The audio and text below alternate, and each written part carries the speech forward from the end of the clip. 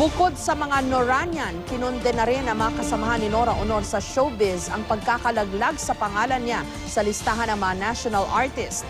Giit nila, karapat-dapat na maging pambansang alagad ng sining ang superstar. Pero depensa ng palasyo, iginagalang naman daw ng mga grupong bahagi ng selection process ang naging desisyon ni Pangulong Noynoy Aquino. Live mula sa Quezon City, may report si Lala Roque. Lala? Jessica, pero alam mo mukhang kailangan pang mag-antay ng kulang-kulang 3 taon ng mga taga-suporta at tagahanga nitong si Nora Aunor para muling mabuhay ang kanilang pag-asa na mahirang na national artist, ang kanilang idolo. Kasi isa sa option ngayon ng National Commission for Culture and the Arts at ng Cultural Center of the Philippines sayang i-resubmit ang pangalan nitong si Nora Aunor. Pero dahil medyo kulang na sa panahon, hindi pa nga nagmi-meeting ngayon ang boards ng NCCA at ng CCP. Kaya tinitingnan nila na maaaring sa susunod na administrasyon na raw maaaring maipasa ang pangalan ni Nora Aunor. Na ginawa pang Pilipinas. Si Nestor, diehard fan ni Nora Aunor. Sa sobrang paghanga raw niya kay Ate Guy, naging patnugot pa siya ng isang librong pinamagatang Si Nora Aunor sa mga Noranyan. Siya pa raw mismo ang nag-interview sa ilang kapwa niya Noranyan at inalam ang kanilang mga kwento.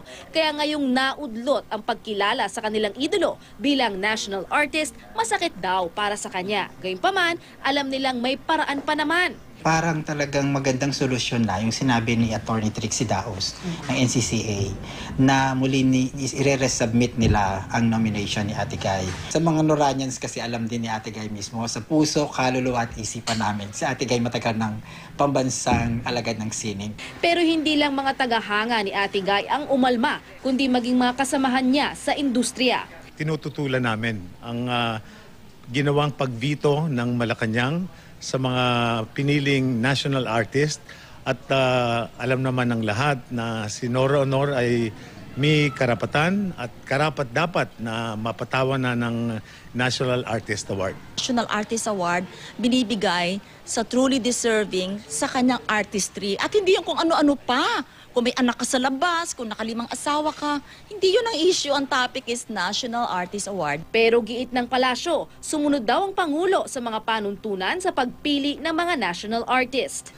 The National Commission on Culture and Arts, NCCA, and the Cultural Center of the Philippines, the two bodies that initiated and shepherded the selection process, have affirmed their respect for the decision of the President. Ipinakita pa ng Malacanang ang sulat mula kay NCCA Chairman Felipe M. De Leon Jr. na nagsasabing iginagalang nila ang kapangyarihan ng Pangulong mag-exclude ng nominee kung para ito sa interes ng bansa. Sinisiri ni De Leon ang media na nagmalabis raw sa pagtalakay sa issue ng pagkaalis ng pangalan ni Nora.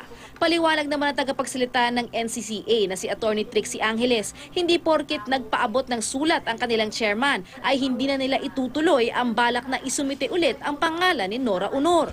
Yun nga lang. May option din na dun sa next cycle na po, which is about 3 years from now. Sa ngayon, hindi pa po nagmi-meet ang CCP at NCCA boards.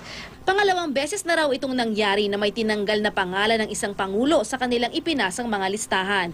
Una ay nang tanggalin ni Pangulong Gloria Arroyo si Dr. Ramon Santos sa listahan ng National Artist noong 2009. Pero na-confer din bilang National Artist for Music noong 2013. Aminado si Attorney Angeles na mahirap ang prosesong pinagdaraanan para mahirang na National Artist. Meron daw silang mga criteria na sinusunod. May criteria po. Ang criteria na to ay, for example, yung body of work, yung talent, yung artistry, excellence, at saka yung contribution doon sa kanyang field. Hindi dapat nagiging issue yung supposed drug use niya.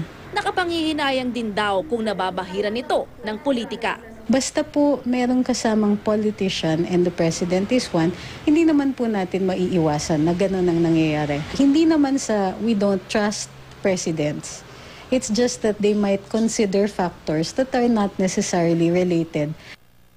Jessica, hanggang sa pinakuling pakikipag-usap natin kay Attorney Trixie, hanggang ngayon wala pa ring petsa kung kailan ba magmi-meeting ang boards ng NCCA at ng CCP. At isa daw sa kanilang posibleng pag-usapan ay yung pag-review ng kanilang mga polisiya para sa susunod daw ay maiwasan na ang anumang kontrobersya sa paghirang ng national artists. Jessica. Maraming salamat sa iyo, Lala Roque.